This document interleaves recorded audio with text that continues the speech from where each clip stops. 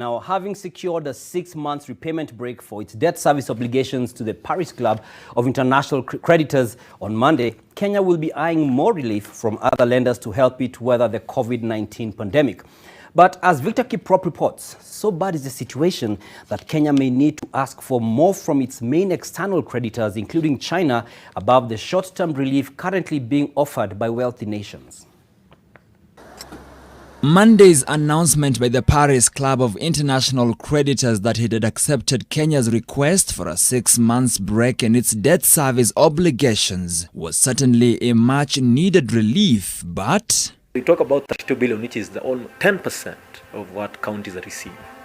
It's a drop in the ocean.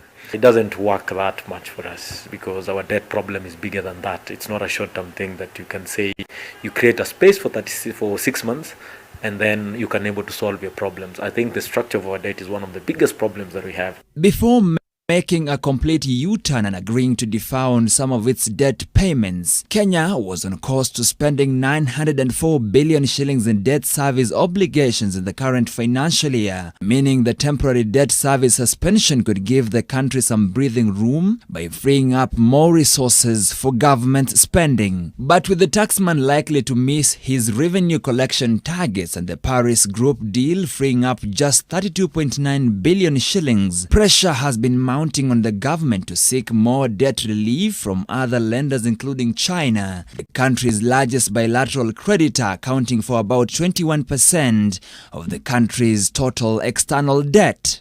You look at the amount of interest we pay, and especially projects that Chinese invested, that's where a lot of money goes in interest payment. And so we expected that government will be negotiating with the Chinese. We haven't seen that. And I think that's where we can have an impact if you're talking about debt restructuring. In the current financial year alone, interest to the Exim Bank of China and the China Development Bank account for 21% of the 154 billion shillings bill on interest payment for external debt. Kenya is also seeking an additional 40.6 billion shillings worth of debt service relief from the G20 countries, which China is a member. We need to talk about restructuring the whole SGR debt.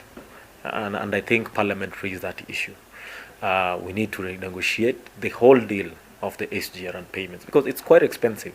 Looking at how tight government revenue is today and looking at the pandemic effects, I think for the next 3 years, Kenya will still struggle. I think even 4 years will still struggle with that SGR payment. Kenya is on course to breach its 9 trillion shillings debt ceiling in the next 2 years, with the National Treasury projecting that the country may have to borrow in excess of 1.8 trillion shillings over the period. The International Monetary Fund has already raised Kenya's risk of debt distress from moderate to high, even as economics research firm Capital Economics listed the country among 6 African countries at risk of defaulting on its debt. Victor Kiprop, NTV Business.